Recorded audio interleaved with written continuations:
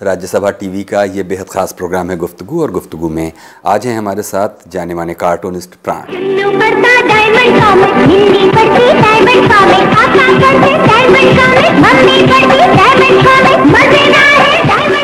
ये radio jingle हमें एक ऐसे दौर की याद दिलाता है जब पूरा परिवार मनोरंजन के कुछ बेहद सीमित साधनों के साथ मिलजुल कर हल्के फुल्के वक्त गुजारता था। कॉमिक्स अपनी सादगी और चुलबुलेपन के साथ हिंदुस्तानी समाज का हिस्सा थे।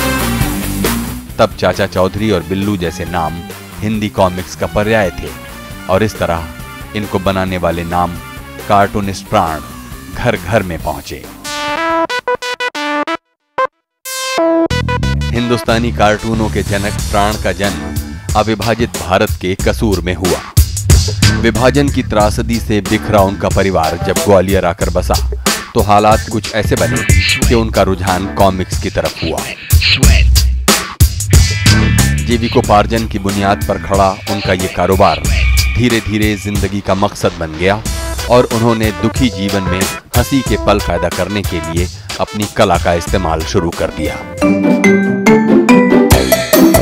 उनकी बनाई चाचा चौधरी, साबू, श्रीमती जी, पिंकी, बिल्लू और रमन जैसी कॉमिक्स कृतियां बच्चों से लेकर बड़ों तक पढ़ी जाती हैं। प्राण ने बिल्कुल देसी स्थितियों और संवादों को जिस तरह अपने कॉमिक्स में जगह दी, उसने भारतीय कॉमिक्सों की एक बिल्कुल नई जमीन तैयार की है। अपनी लोकप्रियता और प्रभाव के कारण प्राण का काम अंतर्राष्ट्रीय कॉमिक्स म्यूजियम में भी प्रदर्शित है, और देश विदेश के कार्टूनिस्ट और कॉमिक्स रचयिता उनकी बेहद इज्जत करते हैं।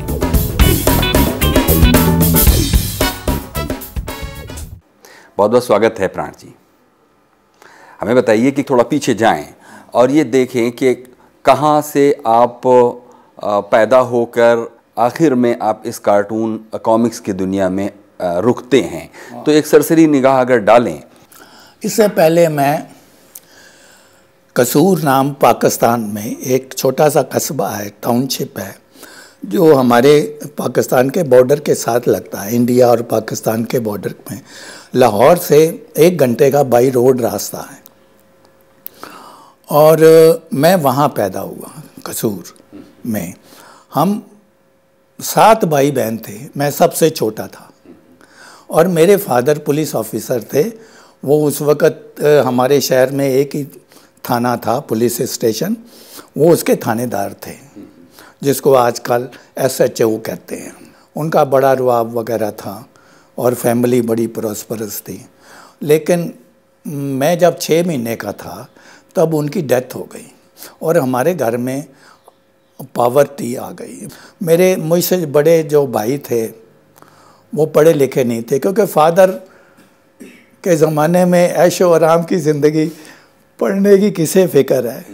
पर उनको कोई नौकरी ना मिली। एक उसी बीच शायद पार्टीशन भी हो गया होगा। हाँ, जब मैं 9 साल का था तब पार्टीशन हुआ, और इतना खून खराबा हुआ कि मैं बयान नहीं कर सकता। तो ये एक 9 साल के लड़के ने देखा,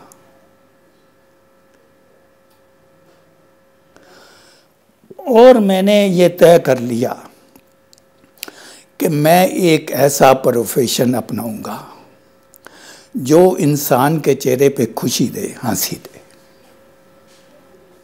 अल्टीमेटली जब कर्फ्यू खुला 2-3 दिन बाद, तो हमारी फैमिली ग्वालियर गई, क्योंकि मेरी जो बड़ी सिस्टर थी उसकी शादी ग्वालियर में हुई थी। मेरा बड़ा भाई जो था कंवरनाथ, हमारा जो फादर था, मैंने बताया पुलिस ऑफिसर, उनका ट्रांसफ़र होता रहता था।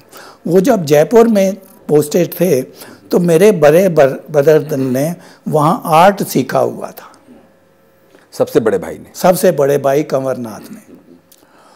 तो उसने पेंटर की शॉप, जो साइन बोर्ड बनाते हैं ना, ये दुकान खोली। अब प्रॉब्लम ये आई कि पाकिस्तान में तो हम उर्दू पढ़ते थे, यहाँ हिंदी थी। अब लिख के उसने बोर्ड बना दिया कि उद्योग, वस्त्र उद्योग। अब मेरा भाई समझ ना सके ये वस्त्र उद्योग क्या। और फिर मुझे स्कूल भेजना शुरू किया उन्होंने। सराफा मिडिल स्कूल में मैं दाखिल हो गया। तो मैं स्कूल से आके हिंदी में टूटी फूटी वो उसको बोर्ड के ऊपर लिख देता था और मेरा बड़ा भाई कंवरनाथ उस साइन बोर्ड को बना देता था। इस तरह फैमिली का गुजारा होना शुरू हुआ। लेकिन यहाँ पे भी बड़ी पावर्टी देखी हम, मतलब वही है, 7 भाई बहन थे, एक बहन की शादी हो गई थी। अब बाकी इतनों को सारे साइन बोर्ड लिख के, उस वक़्त पैसे भी कम मिलते थे साइन बोर्ड लिखने के, और ये सब किया। और यही नहीं है, वो जो साइन बोर्ड बड़ा होता है ना, वो टिन की चादर होती है, उसके चारों तरफ फ्रेम लगा होता है और उसको फिर पेंट करके करते हैं। तो मेरा भाई कहता था कि अगर मज़दूर उसको, ये तो कारपेंटर काम करता था ना, तो कारपेंटर के यहाँ वो बोर्ड तैयार होते थे। तो मेरा भाई कहता था कि अगर तुम वो बोर्ड ले आओ, मज़दूर ना लाए, तो जो मज़दूर को 2 आने या 3 आने देते हैं वो तुम्हें दे देंगे। मैंने कहा ठीक है, सिर पे उठा के मैं बोर्ड ले आता। हालांकि गर्मियों के दिनों में वो लोहे की चादर जो होती थी टिन की, वो बड़ी गर्म होती थी, लेकिन मैं किसी तरह उसको सिर पे रख के ले आता था। और जो 2-3 आने मिलते थे वो फिर कुछ वहाँ बाड़ा था जो बड़ा बाज़ार, या फिल्म देख के आते थे दोस्तों के साथ। तो इस तरह ये था, लेकिन मेरा इंटरेस्ट पढ़ाई की तरफ बना रहा। ये एक चीज़ थी। और मेरे फैमिली ने भी महसूस किया कि हमारे में जो कोई पढ़ा नहीं है, ये कमी बहुत बड़ी रह गई, और उन्होंने मुझे इनकरेज किया। मैं किताबें मेरे पास नहीं होती थी और मैं लाइब्रेरी में जाके किताबें पढ़ता था। वहाँ पे सेंट्रल लाइब्रेरी थी, रीडिंग रूम थे, न्यूज़पेपर मुझे पढ़ने की बड़ी आदत थी, और वहाँ से किताबें लाके सारे मैंने मुंशी प्रेमचंद की सारी किताबें पढ़ डाली। और इसी तरह ये टॉल्स्टॉय, मैक्सिम गोर्की किताब मेरे पास अभी भी है, सारी पढ़ डाली मैंने। मुझे बड़ा शौक़ था, चाहे मेरे वो कोर्स की है या नहीं है। मेरे घर में न्यूज़पेपर नहीं आता था, लेकिन मैं रीडिंग रूम लाइब्रेरी का जो था वहाँ जाके न्यूज़पेपर पढ़ता था। अब पता उसका असर क्या हुआ, मेरी नॉलेज बढ़ती चली गई, क्योंकि newspaper is a source of knowledge. उस वक्त टेलीविज़न नहीं होता था। तो क्या हुआ, जितने भी मेडिकल के स्टूडेंट थे वो मेडिकल का रिटन कोर्स तो पास कर लेते थे, उनका आखिर में वाइवा होता था। तो वो कहते थे जाके प्राण से मिलो यार कि ये चीज़ इस सन में कब घटी, कब घटी। वो फिर मेरे पास आते थे, तो मैं उनको बताता था कि ये इस सन में हुआ, ये इस सन में हुआ, और इसका ये है और इसका ये है। और इस तरह ग्वालियर में आपकी पढ़ाई कहाँ तक? ग्वालियर में मैंने BA तक पढ़ा। फिर मैं दिल्ली आ गया। मेरे एक भाई जो ना, वही है कि अपॉर्चुनिटीज़ जहाँ जहाँ मिलती हैं वहाँ जाते हैं। बड़ा भाई यहाँ दिल्ली आ गया, तो मैं भी दिल्ली आ गया। बड़ा भाई फिर यहाँ आकर क्या करने लगा? बड़ा भाई दिल्ली आके, मेरा एक भाई जो था वो कुछ पढ़ा लिखा था, मुझसे जो बड़ा था, और मेरा उससे भी बड़ा भाई 8वीं क्लास पास था। 8वीं क्लास से ज़्यादा नहीं पढ़ा कोई भी।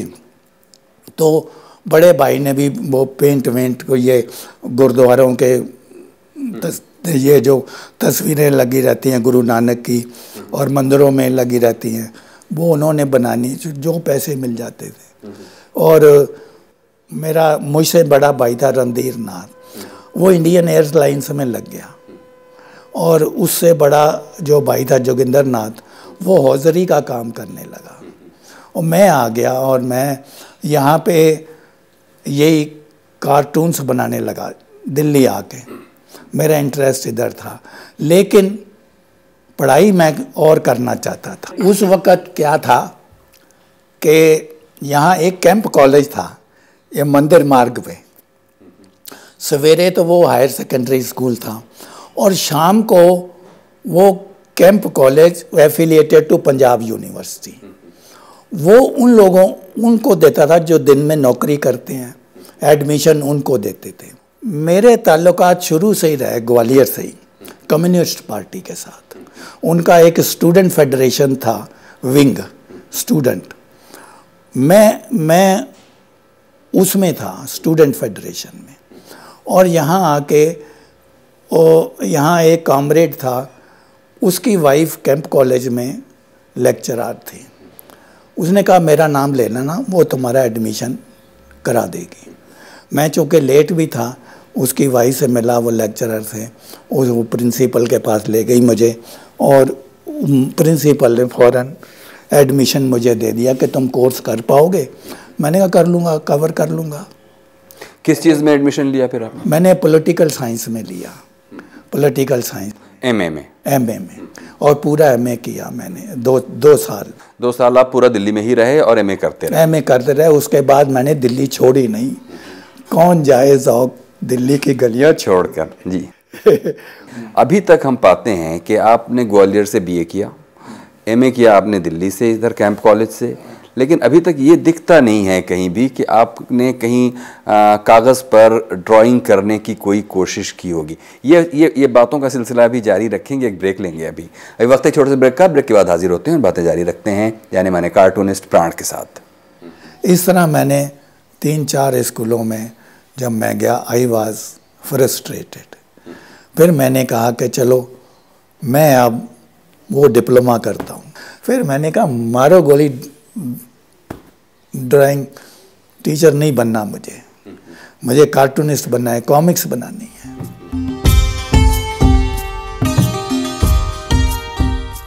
स्वागत है एक बार फिर से प्रोग्राम गुफ्तगू में। आज है हमारे साथ जाने माने कार्टूनिस्ट प्राण जी। आपने बताया हमको ब्रेक से पहले कि ग्वालियर से बीए करने के बाद फिर आपने दिल्ली से आकर एमए किया, लेकिन हम अभी तक ये समझ नहीं पाए कि आपने कागज़ और कलम के साथ कब खेलना शुरू किया होगा इन टर्म्स ऑफ कॉमिक्स।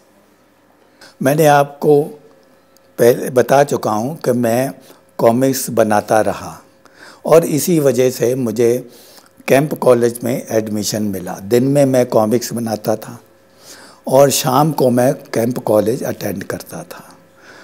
तो उस वक़्त मेरी कॉमिक्स बिकने शुरू हो गई, लेकिन बल्क में पैसा नहीं आता था। मैगज़ीन, न्यूज़पेपर या मतलब शंकर्स वीकली वगैरह 7 रुपये एक कार्टून के देते थे, और इधर भी चाचा चौधरी लोटपोट में ये कुछ ज़्यादा पैसे देते थे क्योंकि मैं 3 पेज का बनाता था। तो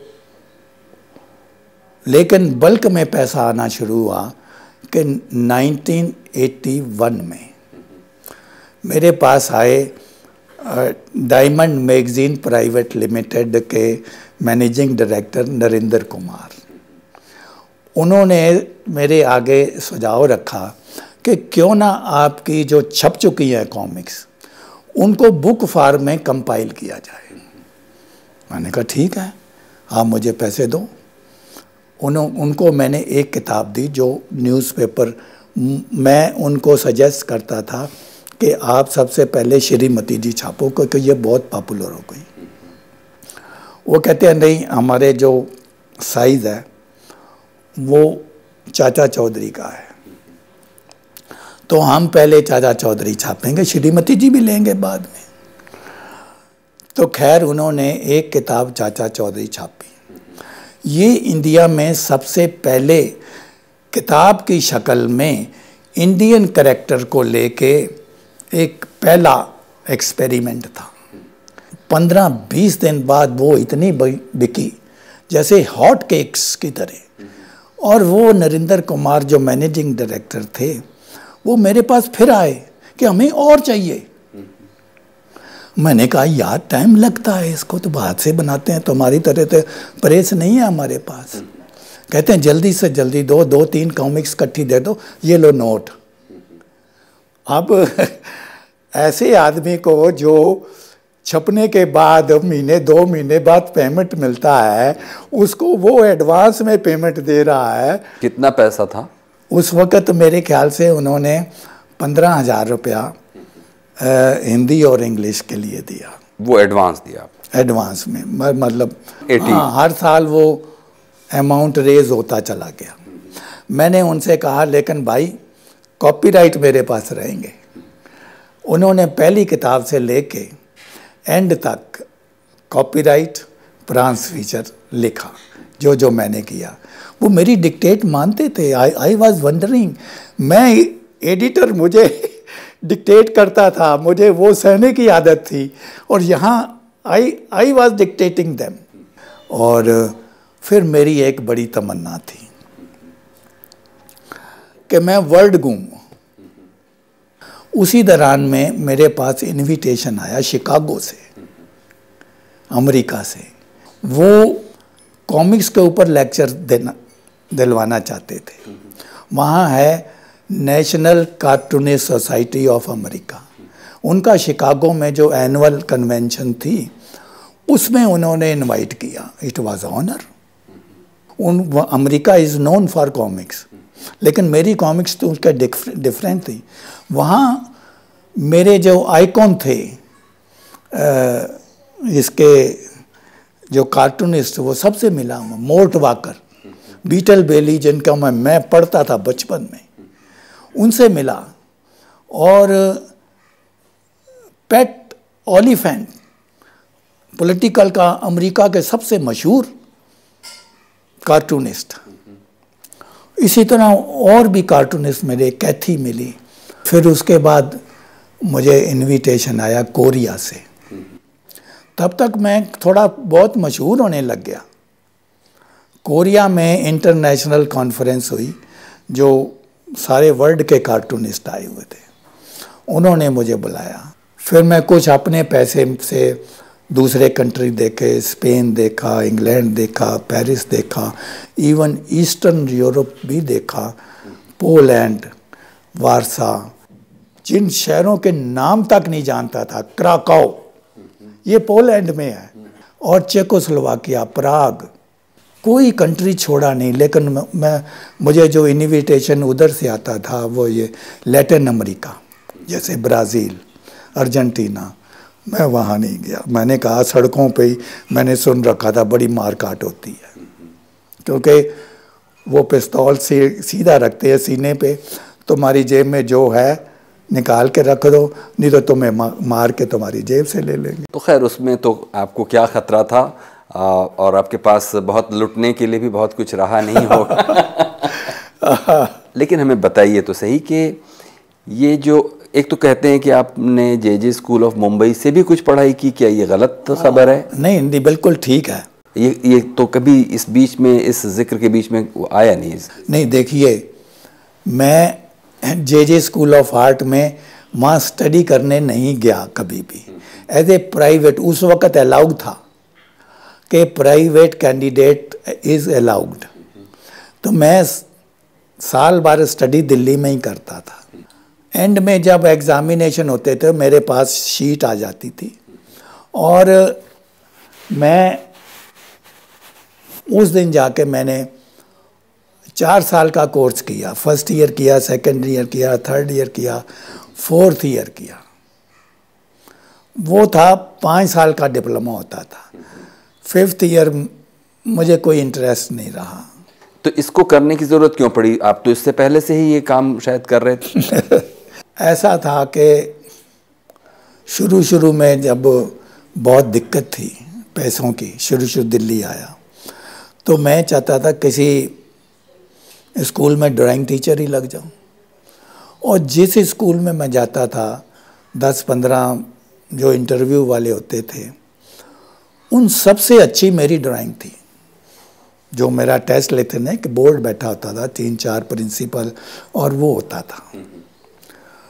तो जितने भी इंटरव्यू के लिए आते थे, उन सबसे अच्छी मेरी ड्राइंग थी, क्योंकि वो इंटरव्यू लेने वाले कहते थे कि he is very brilliant in drawing, क्यों ना इसको रख लिया जाए। लेकिन मेरे पास सर्टिफिकेट नहीं था और मैं मारा गया। इस तरह मैंने 3-4 स्कूलों में जब मैं गया, आई वॉज फ्रस्ट्रेटेड। फिर मैंने कहा कि चलो मैं अब वो डिप्लोमा करता हूँ। ये डिप्लोमा वाला आइडिया आपको इसके एमए करने के बाद आया? एमए के दौरान ही उधर चला गया और दिन भर में मैं स्टडी कार्टून भी बनाता रहा और उधर वो पेंटिंग की सर जे स्कूल में भी करता। बड़ा स्ट्रगल किया, क्या काम नहीं किया मैंने। फिर मैंने कहा मारो गोली, ड्राइंग टीचर नहीं बनना, मुझे कार्टूनिस्ट बनना है, कॉमिक्स बनानी है। ये वक्त है छोटे से ब्रेक का। ब्रेक के बाद हाजिर होते हैं और प्राण जी के साथ बातों का सिलसिला जारी रखते हैं। उसके पैलेट पे जो रंग बचते थे उनको मैं बनाता था। मेरा लगन तभी से हो गया। स्वागत है एक बार फिर से। आप देख रहे हैं प्रोग्राम गुफ्तगू और आज हैं हमारे साथ जाने माने कार्टूनिस्ट प्राण जी। लेकिन हमको अभी तक नहीं पता चला, जैसे कि आपने ये इरादा किया कि आप लोगों के चेहरे पर खुशी लाएंगे, ये तो हो गया इरादा, लेकिन इस इरादे को अमली जामा पहनाने के लिए आपको एक कागज़ और कलम हाथ में लेकर कुछ करना होगा। तो वो जब आप अपने सामने आपने कागज़ और कलम लिया तो वो पहला तजुर्बा कैसा था? हो सकता था कि उस काम में आप फेल हो जाते। हो सकता था, लेकिन ये तो जब आप क्रिएट करेंगे कोई चीज़ उसके बाद ही है ना। मान लो आप सब्जी की दुकान निकालते हैं, कोई भी निकालता है, वो दुकान चले या ना चले कोई गारंटी नहीं है। तो मेरे को भी डिफ़िकल्टीज आई कि कॉमिक्स बना के मैं ले गया न्यूज़पेपर के पास। कई एडिटरों ने या पब्लिशर थे, उन्होंने अपने पीएन से कहा शो हिम द डोर। वो ठीक है, लेकिन है ना, लेकिन सबसे पहले चांस दिया अक्षय कुमार जैन ने। वो ठीक है। मेरा कहना है, देखिए कागज़ आपके पास है और आपके पास ब्रश या पेन या पेंसिल कोई चीज़ है और आप उस फील्ड में पहली बार हाथ आजमा रहे हैं। ऐन मुमकिन है कि वो आप कर लें और दूसरा है कि आप ना कर पाएँ। तो इसके लिए आपको कहीं से आपके अंदर वो कुछ होना चाहिए ना, वो ड्राइंग को लेकर आपके अंदर वो प्रतिभा होनी चाहिए। वो प्रतिभा आपने कब अपने अंदर पहचानी होगी कि वो आपके अंदर है कि आप लाइन ड्रॉ करें और वो कुछ मीनिंगफुल बन जाए?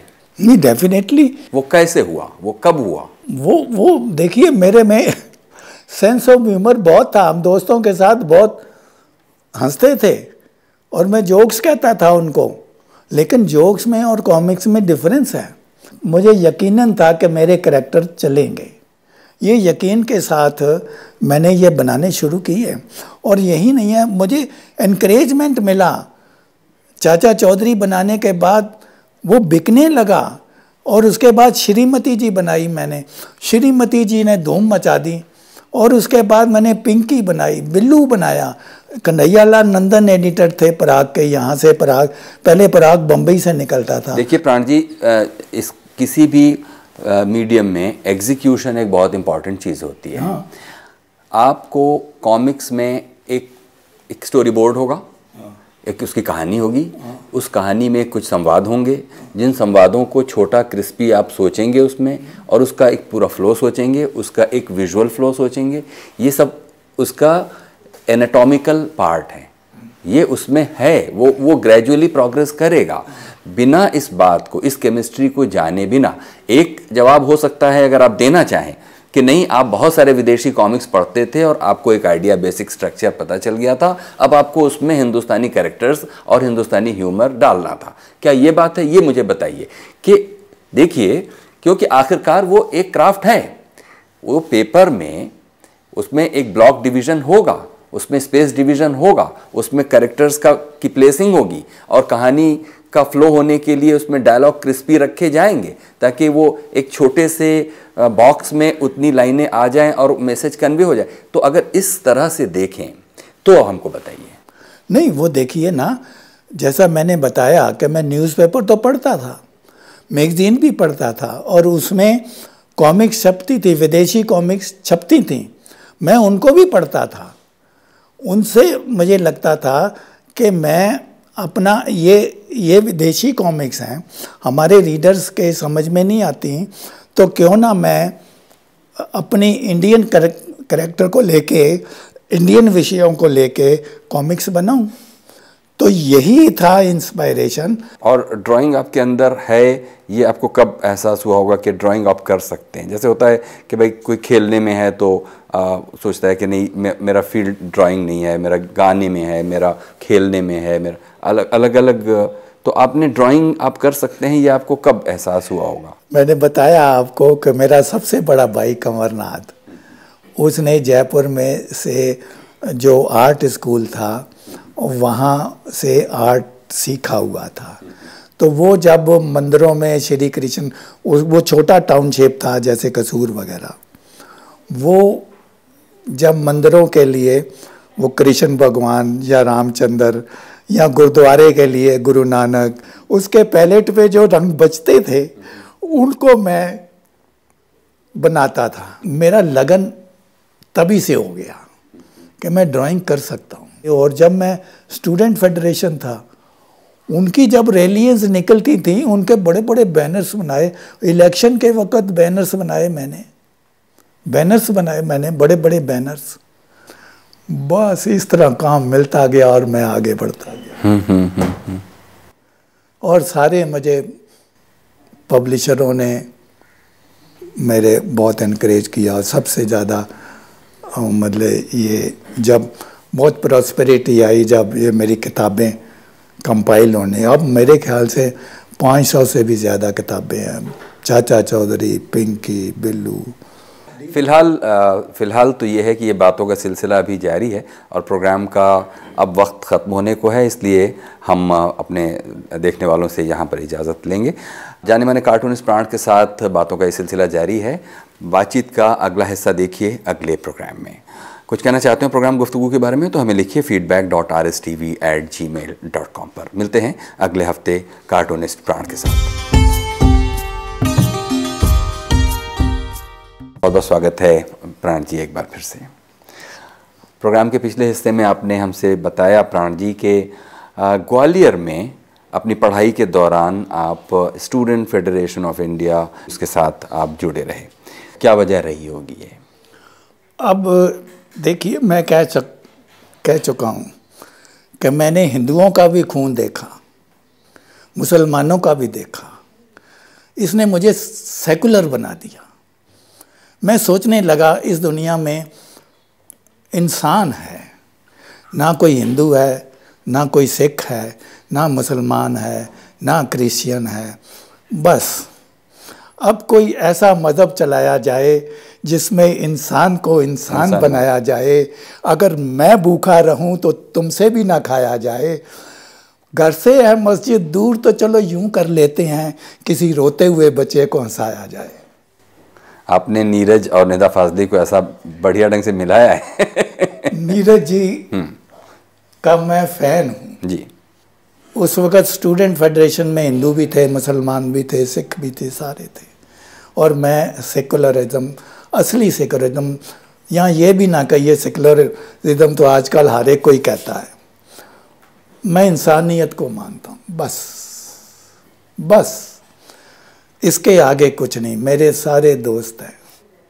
प्राण जी, जो आपके बनाए हुए कार्टून्स हैं, ख़ास तौर पर आपने बताया नरेंद्र जी का नाम लेते हुए कि जब उन्होंने डायमंड पॉकेट बुक्स के लिए आपके साथ एक करार किया और अचानक आपको बहुत सा कंटेंट जनरेट करने की ज़रूरत पड़ी, तो ऐसी सिचुएशन में आप कहाँ से वो लाते हैं?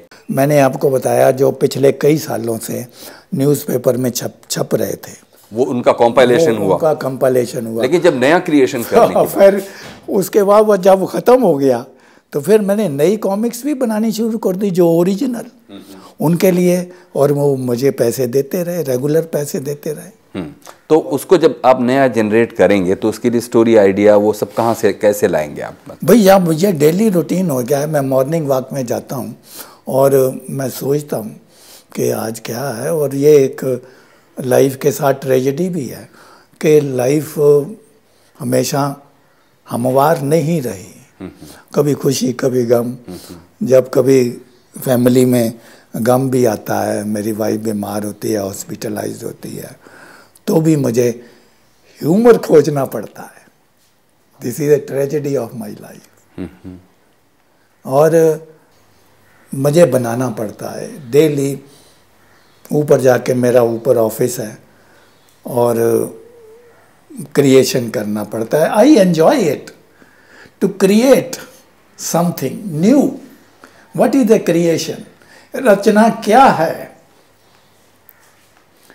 आप एक नई चीज निकालें जो पहले इस दुनिया में नहीं थी। इस बात को किसी एक स्टोरी से समझने की अगर कोशिश करें जिसमें चाचा चौधरी भी है, साबू भी है, उसमें चाची भी है और उसमें और दूसरे कैरेक्टर्स भी हैं, किसी एक कहानी को अगर आपसे समझने की कोशिश करें कि कैसे उसमें आपने सोचा और कैसे कैसे वो आगे बढ़ती गई, उसमें कहीं ह्यूमर वाला पहलू किसी एक पुराने किसी अनुभव से आया, कैसे हुआ क्या? किसी एक कहानी को लेकर अगर चलें। कभी मतलब ये ऐसा है कि इतनी देर 500 किताबें जिसने मतलब ये समझ लो 50 साल या 60 साल से लगातार बनाई हूँ, किस स्टोरी, किस कॉमिक्स की क्या स्टोरी है कोई पता नहीं, याद नहीं रहता। वो जब सामने आती है तब पता चलता है। एक पिंकी की छोटी सी स्टोरी मुझे अभी याद आई कि पिंकी एक 5 साल की बच्ची है और बड़ी नटखट है और वो ट्रेजेडी ये है कि अपने पड़ोसियों से सबकी हेल्प करना चाहती है, लेकिन सब कहते हैं ये शैतान की पुड़िया दूर रहे तो अच्छा है।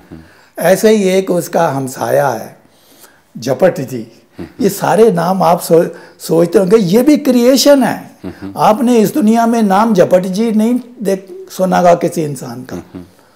तो वो उसके यहाँ जाती है जो कुछ बड़ा बिजी काम कर रहे होते हैं और शायद वो कुछ बहुत ही बिजी थे काम में। तो पिंकी उनसे कहती है अंकल मैं कुछ आपकी हेल्प कर सकती हूँ? वो कहते हैं हाँ हेल्प कर सकती हो, तुम जाओ। मतलब ये हेल्प हो गई कि तुम जाओ, मुझे अकेला बैठ के गंभीरता से काम करने दो। फिर एक स्टोरी ऐसी होती है कि भाई चाचा चौधरी की कि पड़ोसी जो है ठक ठक ठक ठक ठक ठक की आवाज़ आ रही है। वो तस्वीर शायद अपनी बड़ी सारी टांगने के लिए कील ठोक रहा है। ठक ठक ठक ठक ठक ठक। चाचा चौधरी जो है भाग के उस पड़ोसी के घर में जाता है। वो पड़ोसी कहता है कि देखो वो ठक ठक से परेशान होके हमें कोई कंप्लेंट करने आया है, तो पता नहीं हम कैसे उसको डील करेंगे। अब चाचा चौधरी जब सामने उसके आता है तो कहता है चाचा चौधरी जी मुझे माफ़ कर दीजिए, ये ठक ठक तस्वीर तोड़ने का था, मैं इसकी कोई प्रॉब्लम नहीं है। तुम्हारा कील इतना लंबा था कि वो मेरी दीवार की तरफ आ गया और कहो तो मैं अपनी तस्वीर टांग दूं उसमें। हाँ। मतलब इस तरह निकलता है ह्यूमर, क्रिएटिव, जो आपको एंजॉयमेंट मिलता है। You have created something which was not present in this world previously। तो ये मुझे बहुत अच्छा लगता है, मुझे बहुत अच्छा लगता है, आनंद भी आता है। खाली पैसों का ही नहीं है इसमें इंटरेस्ट। मैं खुश नसीब हूं कि जो ये प्रोफेशन कर रहा है। अपने यार दोस्तों से जब मिलते हैं, काफ़ी सेशन होता है और पार्क में मिलते हैं, हम खूब बहुत हंसते हैं। एक दफ़े हमारा एक ग्रुप है 3-4 लोगों का और खूब हंसते हैं। एक दफ़े कोई साहब नए आ गए हमारे ग्रुप में, हम हंस रहे, वो अपना इनकम टैक्स कैलकुलेट करने लगे। यार इतना इनकम टैक्स है, इतनी ये बनेगी। मैंने अपने दोस्तों से कहा देखो भाई कल से इसको मत लाना, नहीं तो मैं नहीं आऊँगा। भाई ये सारा दिन पड़ा है ये ऐसे झंझट करने के लिए। आदमी को जितना हो सके, लाइफ इज़ वेरी शॉर्ट, आप उसको एंजॉय करो। Sense of humour, It does not, having sense of humor does not cost you anything. Anybody can have sense of humor. कोई भी ह्यूमर कर सकता है और it costs you nothing, it is free of cost and it earns you more and more friends. अगर आप में sense of humour है तो आपके ज़्यादा मित्र बनेंगे। और यही नहीं है, न्यूज़पेपर में मैं पढ़ता हूँ, वो कहते हैं कि जिसको आदमी को सेंस ऑफ ह्यूमर हो उसको कभी हार्ट अटैक नहीं होता। और इसमें केमिकल चेंजेस होते हैं हमारी बॉडी में और ओल्ड एज में आदमी डिप्रेस्ड हो जाता है। जिसमें सेंस ऑफ ह्यूमर है उसको डिप्रेशन कभी नहीं होगा, मैं गारंटी से कह सकता हूँ। ठीक है प्राण जी, बातों का सिलसिला ये जारी रखेंगे, अभी एक ब्रेक लेंगे। अभी वक्त है छोटे से ब्रेक का, ब्रेक के बाद हाजिर होते हैं और बातें जारी रखते हैं जाने माने कार्टूनिस्ट प्राण के साथ। एक दिन ऐसे कैजुअल मुलाकात में नशे में उसने कह दिया कि प्राण जी आपकी श्रीमती जी तो हमने ले ली और उसको ट्रेडमार्क रजिस्ट्री में रजिस्टर्ड करवा रहे हैं। खैर मैं बड़ा हैरान, मैं एडिटर जो मालिक थे विश्वनाथ, उनके पास गया कि भाई ये तो मेरी है, श्रीमती मैंने क्रिएट की है, टाइटल के नीचे आप हमेशा पहली से लेके आज तक मेरा नाम लिखते रहे हैं प्राण। वो कह तुम्हें जो कुछ करना है कर लो।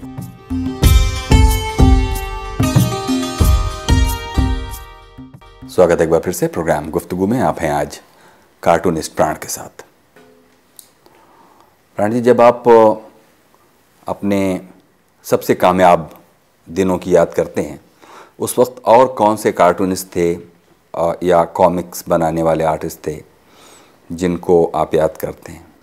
कार्टूनिस्ट बहुत थे लेकिन वो सब पॉलिटिकल कार्टून्स बनाते थे। लेकिन कॉमिक्स बनाने वाला कोई नहीं था क्योंकि इसमें बहुत मेहनत होती है। क्योंकि एक स्टोरी कवर करने के लिए आपने देखा होगा कि कम से कम 20-25 फ्रेम्स बनाने पड़ते हैं, फिर डायलॉग लिखने पड़ते हैं, फिर उसमें कलर करना पड़ता है, बड़ी मेहनत का काम है। एक मोटू पतलू या लंबू पतलू क्या एक का मेरा था? नहीं है वो किसका था? वो मेरा। वो किसका था? मुझे नहीं पता। कोई शहाब होते थे? शहाब होते थे, बड़े अच्छे कार्टूनिस्ट थे। और एक मिनट, डब्बू जी। डब्बू जी तो आबिद सुरती बनाते थे। आबिद सुरती, हाँ। शहाब भी बड़े अच्छे कार्टूनिस्ट थे। मंगलू मेदारी, मंगलू मेदारी उनका कैरेक्टर था। आपकी कभी मुलाकात शहाब से हुई? नहीं हुई। कभी आपने उनके बारे में सुना? सुना, वो कॉरेस्पॉन्डेंस होती रही।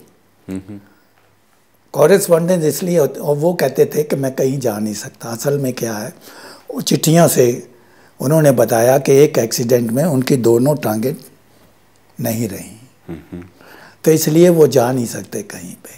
और वो बड़े अच्छे कैलीग्राफर हैं, बड़े अच्छे। और मंगलू मदारी भी उनका बहुत अच्छा चला, शायद पराग में भी आता था, या इनके डायमंड पॉकेट बुक्स वालों ने भी किताबों में छापा। और बड़ा अच्छा, उनकी ड्राइंग बड़ी अच्छी थी, फ्लो बड़ा। जैसे कि बातों बातों में शहाब और आबिद सुरती का नाम आया, कोई और नाम भी आपको याद आता है जो कॉमिक्स बनाने की दुनिया में रहा? मेरे ख्याल से हो सकता है, मैंने नाम तो नहीं जानता, साउथ में हो सकता है, केरला में या कहीं पे भी हो। इधर नॉर्थ में मुझे और कोई नहीं याद आता। तो आपकी बनाई हुई ये जो कार्टून की जो राह है, कॉमिक्स की राह, उस पर अभी और कौन लोग हैं जो इसको आगे बढ़ा रहे हैं? मेरा बेटा है, वो तो मीडिया इंस्टीट्यूट चलाता है। बच्चों से अलग मैं पूछ रहा था प्राण जी कि आदमी जिस पेशे में होता है उस पेशे में उसका फ्यूचर और आगे क्या हो रहा है, वो कर रहे हैं। उसमें और कौन लोग हैं जो अच्छे कॉमिक्स आर्टिस्ट हैं? अभी देखिए, वो धर्मयुग बंद हुआ तो डब्बू जी भी बंद हो गए, उसके बाद कुछ नहीं है। मुझे और किसी का कोई ज्ञान नहीं है। और साउथ इंडिया में, मेरे बच्चे अब कोशिश कर रहे हैं क्योंकि मेरी ओल्ड एज हो गई है। अब मैं चाहता हूँ कि मैं थोड़ा आराम भी करूँ। और वैसे तो मैं कॉमिक्स बनाना जारी रखूँगा मरते दम तक। जब मेरी आखिरी सांस निकल रही होगी तब भी देखेंगे लोग मेरे हाथ में पेंसिल है, रबड़ है, मेज पे कागज़ रखा हुआ है।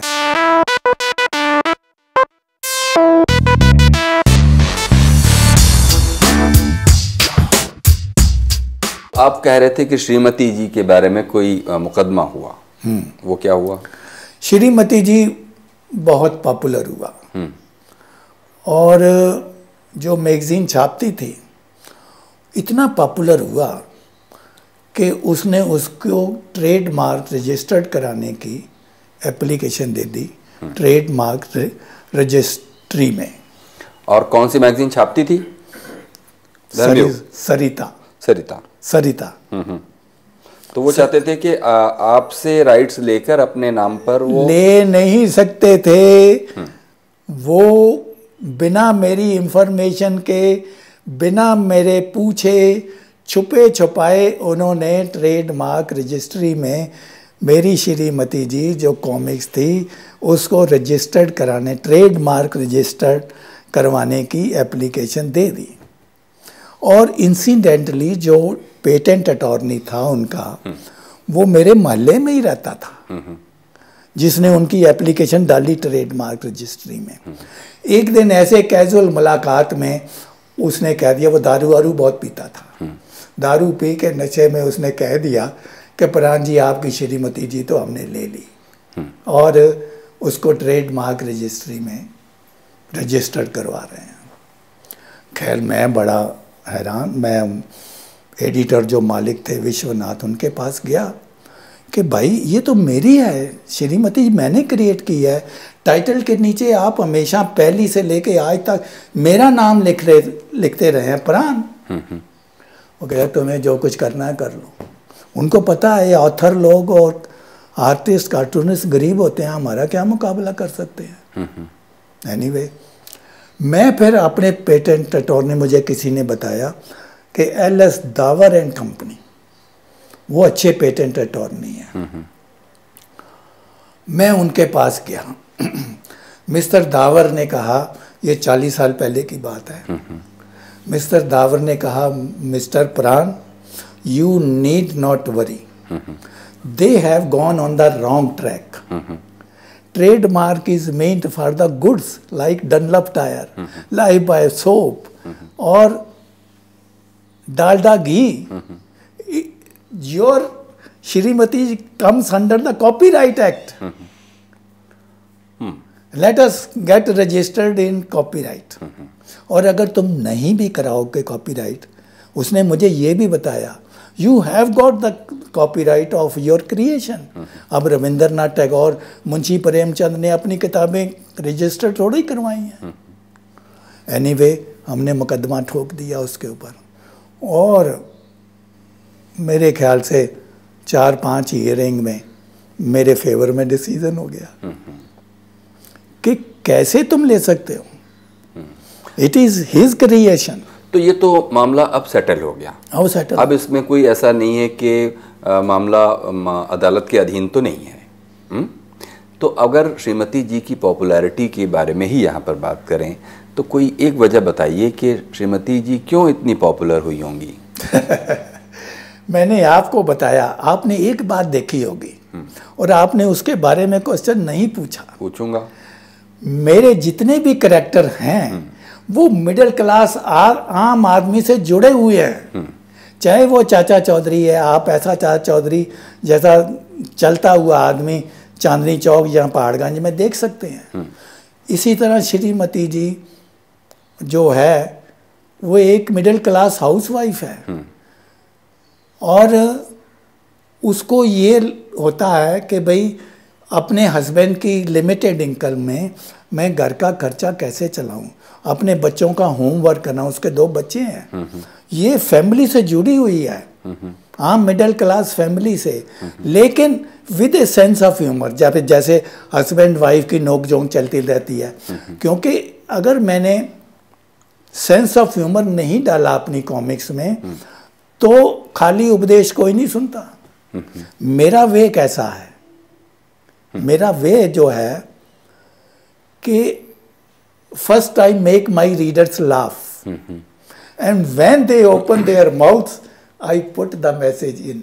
ये तो ठीक है प्राण जी के आपने अपने ही बनाए हुए कैरेक्टर्स और कॉमिक्स से वो करके दिखाया या करके वो सुख पाया जो आपने करने का इरादा किया था कि आप लोगों के चेहरे पर थोड़ी सी हंसी, थोड़ी सी मुस्कान लाते।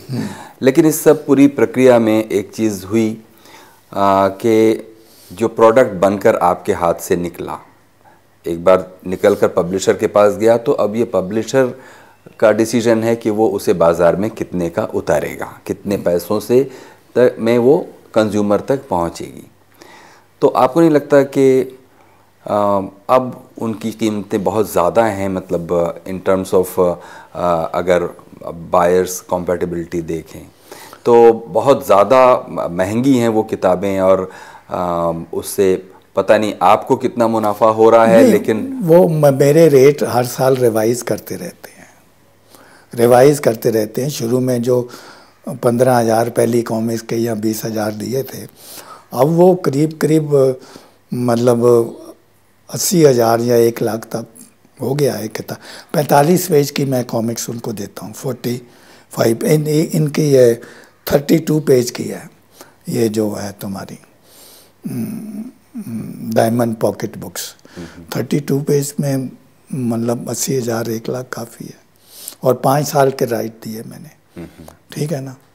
और वो लोग इसमें एक ये भी इंटरेस्ट रहता है कि ये जितने ज़्यादा लैंग्वेज में छापेंगे, ये 32 पेज की एक कॉमिक्स हिंदी, इंग्लिश, मराठी, गुजराती और एक और लैंग्वेज में छपती है, उड़िया शायद है, ये उसमें छपती है। कि ये भी इंटरेस्ट होता है कि ज़्यादा से ज़्यादा लोगों में जाता। आप मान लो तो भी तो आप ये तो मानेंगे कि मतलब महंगी कर दी गई हैं किताबें। अब ये देखिए उनका अपना आर्गूमेंट है पब्लिशर का। पेपर भी तो वो नहीं रहा जो आज से 40-50 साल पहले था। अब पेपर भी महंगा हो गया है, प्रिंटिंग कॉस्ट भी बढ़ गई है। ये उनका फील्ड है। मैं आई डोंट बॉदर किस के बारे में। एक ऑथर जो है वो क्रिएशन की तरफ देखता है, एक तरफ ही ध्यान लगाता है। मैं अगर इन बातों में पढ़ने लग जाऊंगा तो इट विल अफेक्ट इन माई बातों का मतलब ये हुआ कि आप उसके बिजनेस एस्पेक्ट पर भले ना पढ़ें, लेकिन आप अपने पाठक जिसके लिए आप वो काम करते हैं, अगर उस पर ही वो भारी पड़ने लगे, तब तो ये आपको चिंता का विषय होना चाहिए। पाठक नहीं खरीदेंगे, वो उनकी बिक रही हैं तो ले रहे हैं। मेरी कॉमिक्स ली, अगली कॉमिक्स का कब दोगे, इसका मतलब बिक रही हैं। तो बिक रही हैं। चाचा चौधरी, मैं अपने मुंह से अपनी तारीफ नहीं करना चाहा। I am a simple and I consider myself very ordinary person. तो मैं जो ये प्रोफेशन जो अपना के अपनी जीविका उपार्जन करता है, बस मैं वो हूँ। तो मैंने ये सारे झंझटों में नहीं पड़ता। मैं अपने क्रिएशन में लगा रहता हूँ। आदमी सुखी रहेगा। कभी छोटी मोटी बातों के लिए आदमी वरीड रहे तो वो सारी उम्र वरीड ही रहेगा। मतलब मेरे हमसाये की 10 करोड़ की लॉटरी निकल गई, मेरे पेट में दर्द क्यों होने लगा भाई। बिल्कुल। आखिर में आपसे प्राण जी फिर से एक बार वही सवाल पूछेंगे जो हमने प्रोग्राम के शुरुआत में पूछा था कि बच्चों को अपना वक्त पढ़ने लिखने और अपनी ज़िंदगी संवारने में लगाना चाहिए, और उन्होंने आपके कॉमिक्स पढ़ कर अपनी ज़िंदगियां अगर बर्बाद की तो आप क्या कहते हैं कि क्या बिल्लू और चाचा चौधरी और श्रीमती जी और इतने सारे आपने जो कॉमिक्स बनाए और उससे एक कई पीढ़ियां उन्होंने अपना बहुत वक्त बर्बाद किया, तो ये इल्ज़ाम आपके सिर पे जाता है? बच्चे तो देखो टेलीविज़न भी देखते हैं, एनिमेशन भी देखते हैं, और फील्ड में जाके क्रिकेट भी खेलते हैं। तो इसका मतलब बर्बाद करना नहीं है, अपनी अपनी मतलब है चीज़। वो थोड़ा टाइम निकाल के मेरी कॉमिक्स भी पढ़ लेते हैं, और इम्तहानों के दिनों में वो अपनी टेक्स्ट बुक ही पढ़ते हैं, और कई दफ़े वो छिपा के कोने में पढ़ते हैं। और सबसे ज़्यादा सर्कुलेशन समर वेकेशन में होता है कॉमिक्स का, क्योंकि जब वो छुट्टियों में जाते हैं, कहीं शिमला जाएं, मसूरी जाएं, तो कॉमिक्स में एक क्वालिटी है कि टेलीविज़न तो कार में नहीं रख सकते, तो कॉमिक्स जो है वो एक किताब पीछे लेके पूरी फैमिली जो है, फादर जो ड्राइव कर रहा है, वाइफ मदर उसके साथ बैठी है, पीछे बच्चा अपनी कॉमिक्स आराम से पढ़ रहा है, और अगले स्टेशन पे जाके एक और ख़रीद लेता है। आपको पता है सबसे ज़्यादा कॉमिक्स जापान में छपती हैं दुनिया में। अभी तक लोग समझते थे अमेरिका में छपती हैं, नो, जापान में छपती हैं।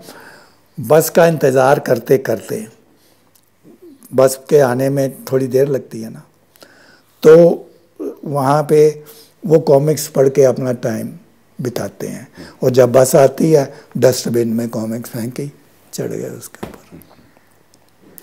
तो कॉमिक्स की अपनी फील्ड है, टेलीविज़न की अपनी फील्ड है, लेकिन बच्चे अपना क्रिकेट खेलने भी जाते हैं, गलियों में खेलते हैं, पार्क में जाके खेलते हैं। मेरा अपना ग्रैंडसन खेलता है, उसके लिए भी टाइम निकाल देते हैं, कॉमिक के लिए भी निकाल देते हैं।